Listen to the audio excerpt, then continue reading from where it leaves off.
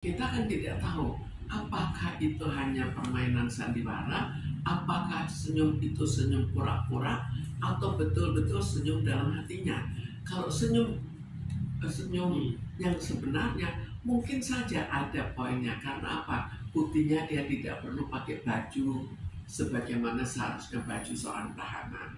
Jadi dia melihat jelas bisa diselesaikan, bisa diatur, atau barangkali dia dengan cara bisa diatur sekaligus dia perlihatkan dandanannya, sekaligus dia perlihatkan senyumnya, kan harus satu seri.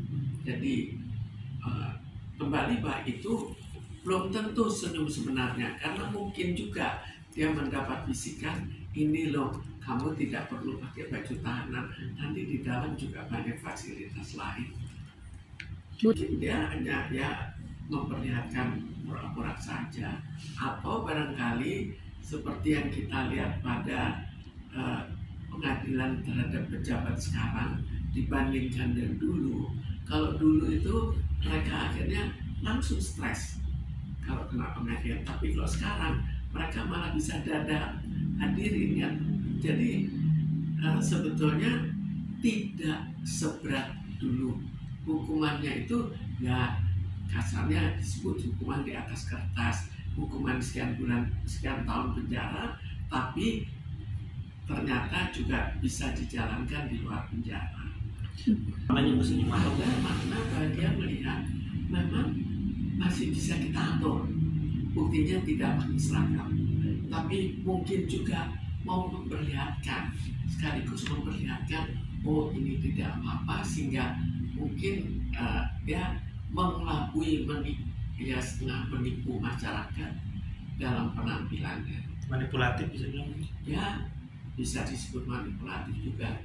Bilang itu kita lihat ya, sebelumnya cara dia memperdebatkan sesuatu wajar atau tidak. Jadi sama lah kira-kira. Bu, tadi ada sebutannya kan Bu untuk senyum bagi seorang yang menutupin. Ada senyum pura-pura atau seringkali senyum karier dari kita. Demi untuk karier kita. Karena dia memang seorang public figure, makanya dia. Salah satunya adalah dia seorang public figure, jadi memudahkan memainkan peran yang tidak sebenarnya. Dan ketenangan itu terutama ditentukan atau oleh kepribadiannya, ya termasuk kebiasaan dia, tapi juga oleh seringnya dia dipanggil dalam urusan pengadilan.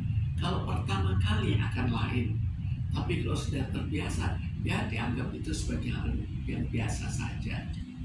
Walaupun tidak terlalu biasa, tapi dibandingkan dengan panggilan pertama atau dibandingkan dengan tidak adanya pengalaman, itu akan berbeda. Faktor psikologis kan bisa pertama dalam kepribadiannya sendiri.